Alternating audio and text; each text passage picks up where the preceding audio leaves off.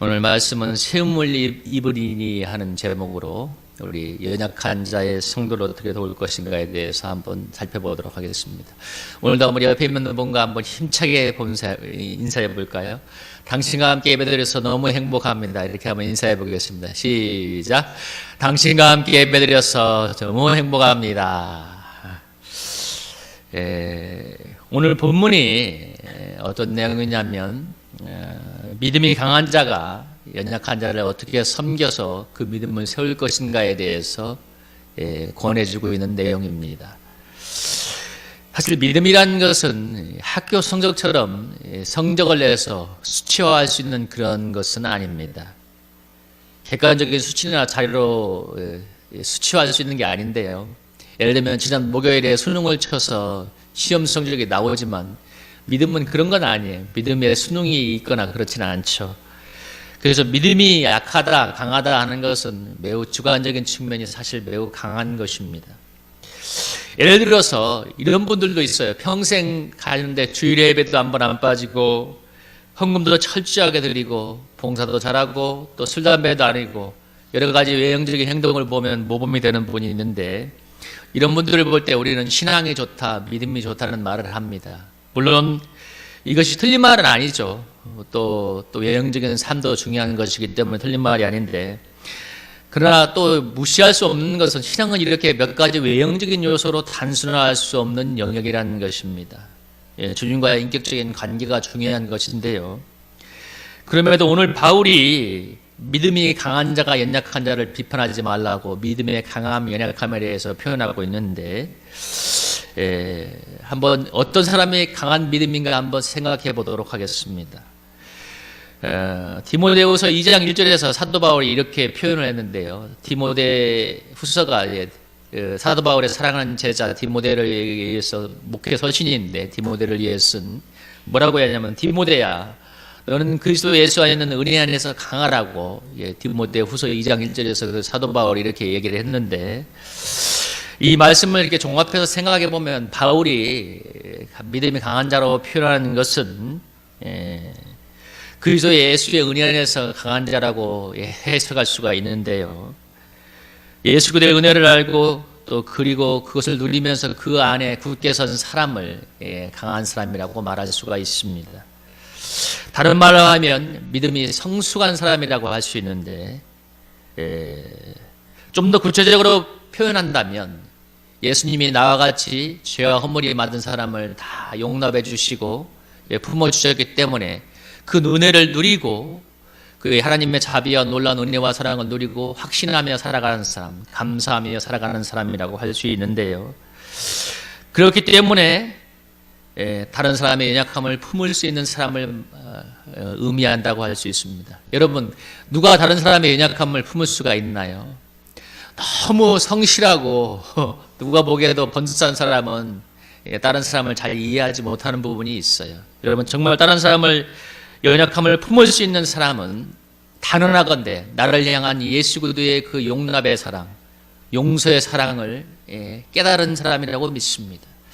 주님이 얼마나 나 같은 죄인, 죄와 허물이 많은 자를 용납하여 주셨는가, 늘 지금도 은혜와 자비 속에 살게 하시는가를 깨달은 사람, 그 사람이 다른 사람의 옆에 있는 사람의 연약함을 정말 마음으로 품고 비판하고 정죄하는 것이 아니라 품을 수가 있는 것입니다. 오늘 바울이 말하잖아요. 믿음이 연약한 자를 봤을 때 그의 의견을 비판하지 말라. 여러분, 비판하기 이전에 무엇부터 하라고 얘기합니까? 믿음이 연약한 자를 받아들이라고 합니다. 다시 말하면 수용하라는 것이죠.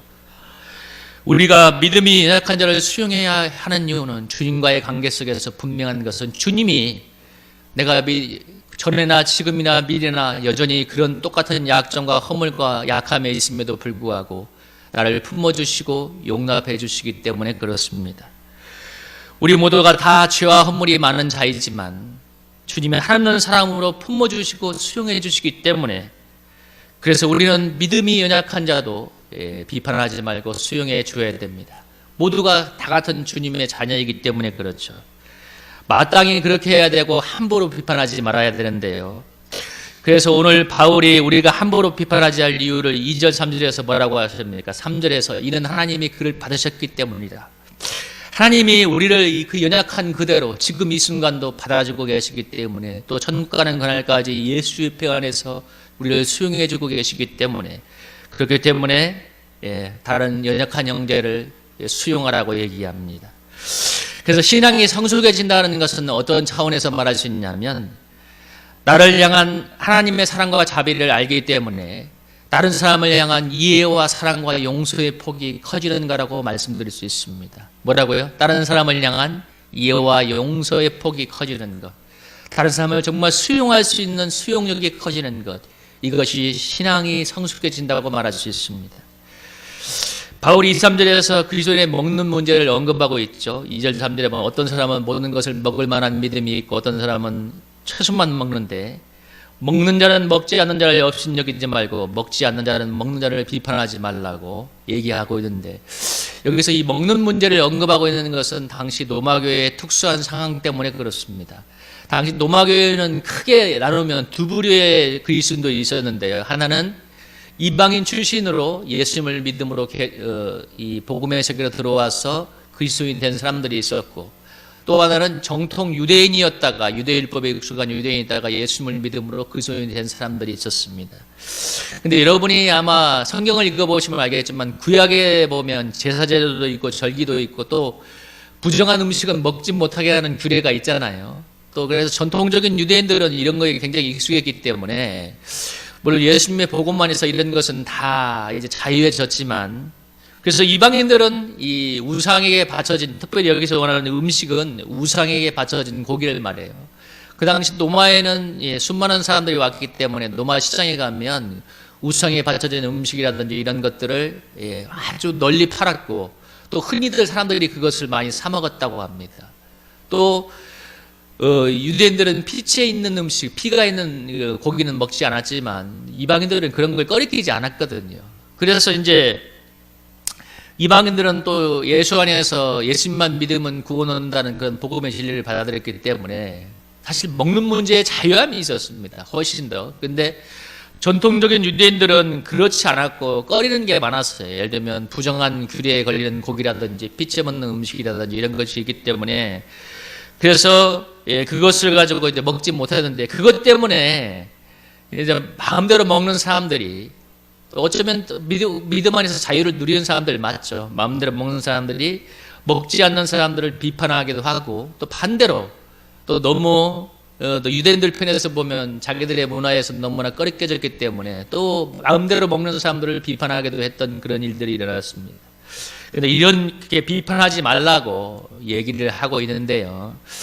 근데 우리가 여기서 한 가지를 조금만 살펴보면 한번 지나가기를 원하는데요. 오늘 이제 먹는 문제가 얘기하고 있는데 그것이 아까 말한 구약의 율법의 문제 때문에 생기는 문제인데 우리가 조금 헷갈리지 말아야 될 게 예수님이 오셨기 때문에 구약의 율법 중에서 다시 말하는 구약 중에서 폐하여진 것들이 있습니다. 예수님이 십자가의 그 피의 제사를 통해서 구약의 모든 제사 제도를 완성했기 때문에 구약에서 말하는 제사 제도 있잖아요. 짐승으로 드리는 제사 제도라든지 각종 절기 그리고 또 음식의 문제들은 정결에 관한 부정규례나 정결에 관한 것들은 그런 것들은 다 폐하해졌습니다. 그러나 십계명인 것처럼 다른 말씀들은 다 오늘도 동일하게 신약 시대에도 동일하게 적용이 되는데요. 그래서 오늘 이제 그런 차원에서 이해를 하면 되는데 사실 처음 믿은 사람들이 그런 이해가 부족했기 때문에 이런 비판도 있고 오해도 생기게 되었는데 오늘 바울이 그래서 그런 그리스도인들을 향해서 5절도 마찬가지예요. 어떤 사람은 이날을 전날보다 낫게 여기고 어떤 사람은 모든 날을 같게 여기나니 각각 자기 마음으로 확정할지니라. 당시의 유대인들은 절기를 많이 지켰기 때문에 또 이방인들은 자기 나름대로의 또 이방인들의 절기가 있었기 때문에 특정한 날을 중시하는 그런 문제로 다툼이 있었는데 예수 그리스도 안에서 모든 날이 소중하기 때문에 다 구속의 날이기 때문에 서로 비판하거나 다투지 말라고 서로를 인정하라고 이렇게 얘기를 하고 있습니다. 성경 전체적으로 본다면 우상에 바쳐진 제물이라도 먹을 수가 있어요. 그래서 여러분이 혹시 저는 이제 우리 집안에서 우리 형님이 여전히 제사를 드리는데 우리 병절에 가면 우리 뭐 제사를 지내고 나서 물론 저희는 제사에 참여하지 않지만 그 음식을 똑같이 내오거든요. 그러면 사실 뭐 이게 예의적으로도 그렇고 이거 제사 지내는 음식이니까 내가 안 먹을 거야 이렇게 한다는 것도 우습기도 하지만 또 성경적으로도 문제가 되는 것은 아니기 때문에 마음대로 먹는데 근데 당시에는 그런 꺼리낌이 있었다는 것이죠. 주 예수 안에서 또 모든 날이 수중하기 때문에 어떤 날이 특정이 중요하다 나쁘다 할 수 없는데 뭐 물론 꼭 신앙을 연결시킬 필요는 없지만 세상 사람들이 이사할 때 손 없는 날 택한다고 하죠. 그래서 손 없는 날은 많이 이사를 간다고 하는데 신앙이 없는 사람들에게도 무엇인가 날이 꺼려지는 날이 있는 것처럼 또 신앙적인 안에서도 그렇고 각자의 문화적인 배경 안에서 그런 날이 있는데 그것이 필요 없다는 것입니다. 그런데 오늘 바울이 말하고 싶은 것은 뭐냐면 이런 성경적인 배경을 다 가지고 있고 충분한 신앙적인 성숙함이 있어서 능히 먹을 만한 믿음이 있고 또 구약의 절기에 매이지 않는다 할지라도 이 아직 주의 선에서 충분한 자유를 누리지 못하는 사람들 때문에 그렇기 때문에 음식을 먹거나 또 어떤 절기에 매이는 사람들에게 함부로 비판하지 말라는 것입니다. 왜냐하면 유대인들은 정통적인 유대인들은 그것이 너무나 문화적으로 힘든 것이었기 때문에 요즘 한국에 오는 예를 들면 인도에 있는 인도권의 문화에 있는 사람들은 먹을 때 돼지고기나 이런 거 아무것도 아예 안 먹거든요. 특히 중동 문화권에 있는 사람들은. 그래서 심지어 카레에 넣을 때 우리가 돼지고기를 흔하게 넣지만 그 사람들은 아예 그걸 빼고 하더라고요. 그러니까 철저하게 그걸 구분해요. 그 문화적이라는 게 그렇게 중요한 건데. 그러니까 정통적인 유대 배경에서 살았던 사람들에게 이 먹는 문제는 굉장히 이게 꺼리껴지는 문제였죠. 근데 물론 예수 안에서 자유를 충분히 누리면 그거에 벗어날 수 있지만 그것을 그런 연약함을 가지고 함부로 판단하지 말라는 거예요. 왜? 모두가 주님을 믿는 믿음만을 가지고 주님이 받아주셨기 때문인데요. 그래서 오늘 우리가 이 말씀을 우리 삶에 적용해 볼 때 무엇을 한 가지 적용해 봐야 되냐면 믿음이 연약하거나 아니면 나와 다른 내가 가지지 않는 다른 연약함을 가진 사람들에 대해서 믿음의 연약함이나 어떤 다른 사람이 가진 그 연약함에 대해서 그리스도의 사랑으로 품을 수 있는 넉넉함을 가져야 된다는 것입니다. 왜냐하면 하나님이 나의 모든 연약함과 문제를 아시면서도 주님의 사랑으로 동일하게 지금도 품어주시기 때문에 그런데요. 또 그것 때문에 우리가 신앙생활을 하고 있지 않습니까? 그것을 안다면 우리는 다른 사람의 연약함이나 그리고 더 나아가서 옳지 않아 보이는 부분에 대해서 함부로 비판하지 말아야 됩니다. 먼저 그 영혼을 수용하는 마음을 다시 말하면 이해하려는 마음을 가져야 되는데요. 이해하고 품으려 하면 어떤 현상이 발생하냐면 비판하는 것은 현저히 적어지는데 사라지게 되는데 반대로 고치려는 마음, 비판의 마음으로 먹기 시작하면 매사가 싸움이 일어나는 거예요. 여러분 한번 저나 여러분이 한번 솔직하게 말해 봅시다. 비판이나 지적으로 사람이 변하고 고쳐질 수만 있다면 여러분 우리가 그렇게 하겠죠. 근데 저나 여러분이 알잖아요. 우리가 머리로 몰라서 못하는 것이 아니라 사실 정확하게 말하면 연약해서 못하는 게 너무나 많지 않습니까? 예를 들면 남자 성도들에게 정말 시험거리가 있다면 보통 보면 교회에는 처음 신앙생활하는 사람들에게 들어보니까 주초 문제, 술, 담배 문제가 시험거리가 된다고 하는데 또 요즘은 스마트폰이나 인터넷 게임에 사실 많이 이렇게 몰입이 되어 있지 않습니까? 물론 우리 목사님들은 단상에서 그런 것은 하지 말거나 절제해야 됩니다 말을 합니다만은 근데 실제로 살아가다 보면 저도 저의 작은 연약함을 고치는 게 쉬운 게 아니에요. 예를 들면 목사인 저조차도 사실 오락이나 스트레스 뿌리가 없잖아요. 제가 술집에 가서 술을 먹겠어요. 어디 춤을 추러 다니겠어요. 그러니까 제가 할 수 있는 자그마한 오락이라고 해봐야 조금 운동하거나 스마트폰을 보거나 TV 시청하는 건데 물론 저도 이제 절제를 하려고 노력합니다만 그것들이 잘 절제가 안 될 때가 많습니다. 저도 나름대로 연약함이 있기 때문에 쉬고 풀어야 하는 부분이 있는데요. 그래서 늘 절제해야지 하면서도 잘 안 된 것이 저의 모습이기도 한데 그래서 늘 주님께 은혜를 구하며 살고 있습니다. 그것이 저와 여러분의 사실 현실 아닌가요? 우리가 정말 몰라서 못하는 게 아니라 연약해서 못하는 게 얼마나 많고, 또 주님이 그것을 정죄하거나 판단하기보다는 여러분 지금도 은혜 속에서 용납하면서 그 은혜의 힘을 힘입어서 극복해 가도록 조금씩 도와주고 있잖아요. 이런 경우가 있었습니다. 이건 좀 기질의 문제인데, 어느 제가 아는 한 집사님이 계신데, 그분은 여자분인데 기질도 아주 강골이고, 그러니까 기질처럼 신앙생활을 똑소리 나게 하는 분이에요. 신앙생활 초기에 이제 남편이 교회 나가지 말라고 핍박을 했는데, 뭐라고 남편에게 박아쳤냐면, 교회 나가면 남편이 막 가만두지 않겠다, 막 심지어 죽이겠다 이러니까 뭐라고 얘기했냐면, 죽이라. 그러고 나서 그냥 예배를 드리러 간 거예요. 그러니까 너무 세게 나가니까 남편도 그냥 한 달 만인가 바로 핍박을 정리하고, 나중에 남편도 이제 신앙생활을 했다고 하는데, 그 시댁에 있는 그 제사 문제도 아주 그냥 깔끔하게 정리했답니다. 나 예수 믿으니까 안 드립니다 해가지고 아주 깔끔하게 정리를 했는데, 근데 반면에 교회를 오래 다녀도 제사 문제를 잘 정리하지 못하거나 집안 제사 때 절을 안 할 수 없어서 절을 하는 분도 있고,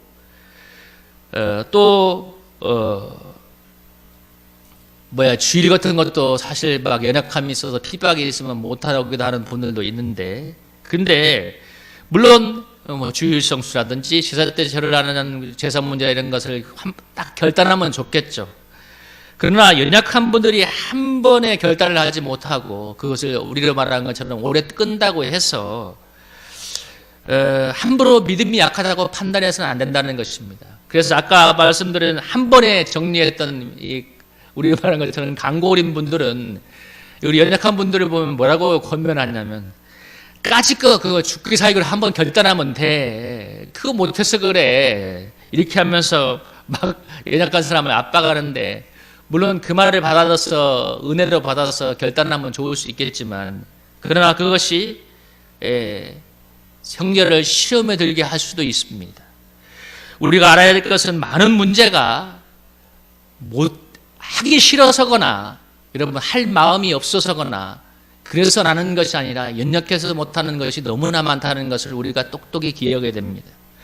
그래서 자꾸 비판하거나 자꾸 정죄를 하면 여러분 오히려 자존심이 상해서 아예 포기해버리거나 오히려 역효과가 날 확률이 더 큽니다.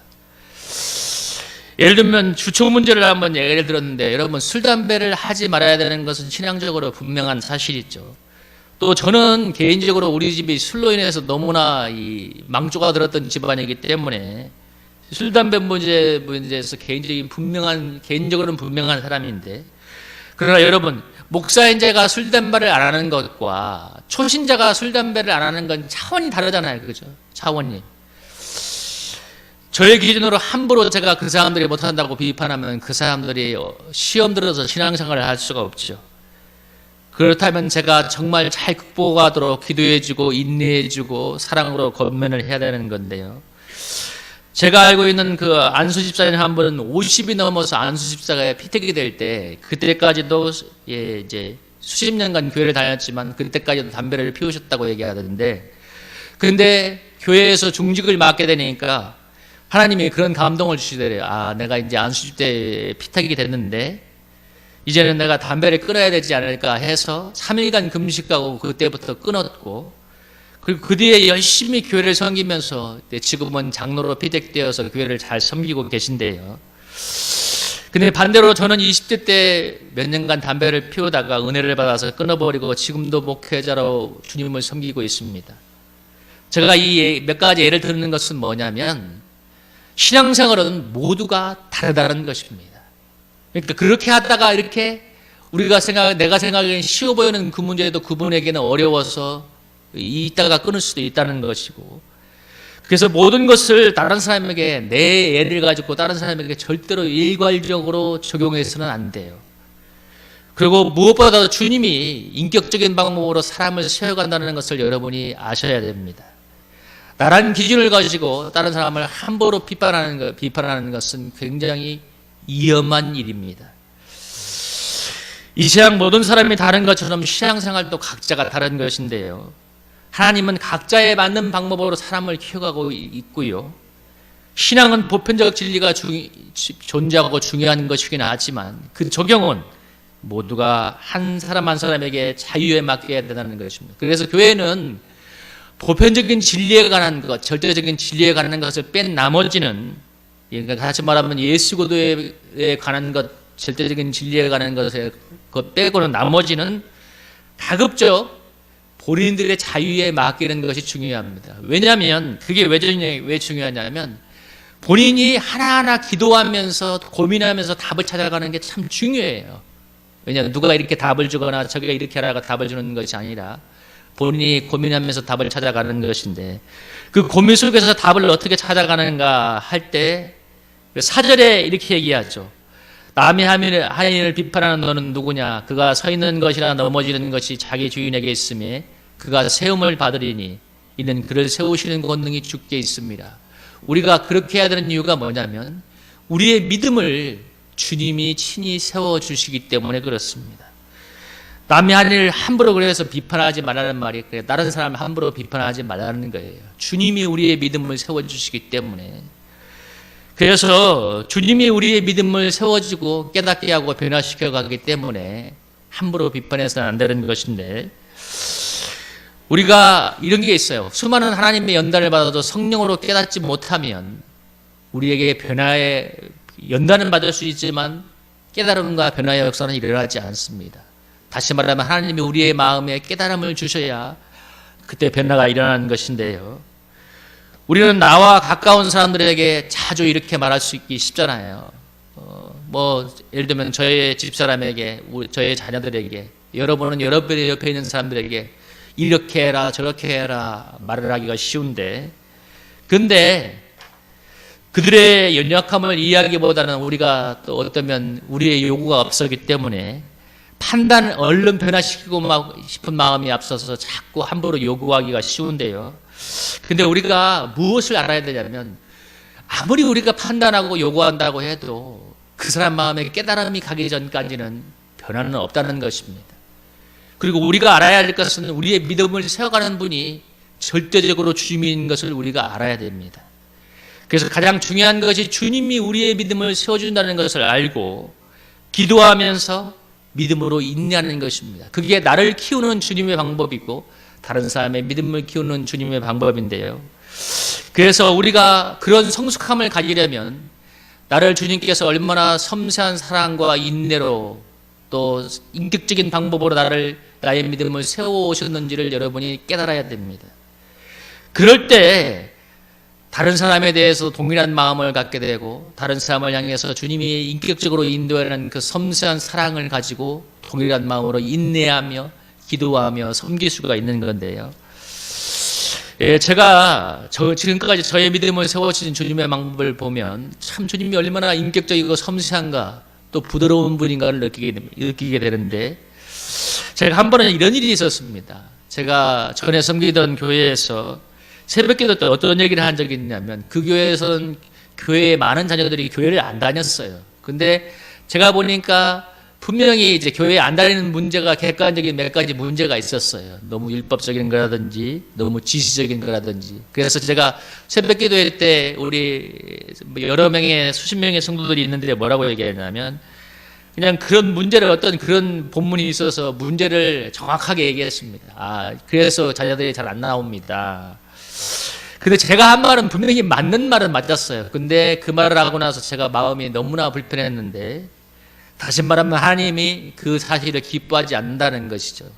근데 하나님께서 중요한 건 그 사실을 내가 잘못됐다는 것을 어떻게 깨닫게 하셨냐면, 제가 섬기던 그 노인대학의 한 원로 장로님이 갑자기 혈액암이 발생을 하셔서 이제 병원에 입원해서 제가 신방을 가게 되는데, 그분의 간증을 듣고 나서 깨닫게 되었습니다. 그분의 간증이 뭐였냐면, 그분이 2월 말인가 이제 3월 초인가 혈액암이 발생했는데, 제가 그분이 그런 얘기를 하는 거예요. 자녀가 이제 30 중반에 결혼한 자녀가 한 명 있는데, 20살 땐가 대학교 땐가부터 어떻게 이제 시험에 들어서 교회를 안 나오기 시작했는데 지금까지 쭉 안 나온다는 것이었습니다. 근데 아무리 교회를 위해서 기도해도 자녀들이 돌아오지 않았는데, 그해 2015년인가 제가 오기 직전이었어요. 그 설레 구정에 자녀들이 모여있는데 그런 얘기가 자기도 모르게 툭 나오더래요.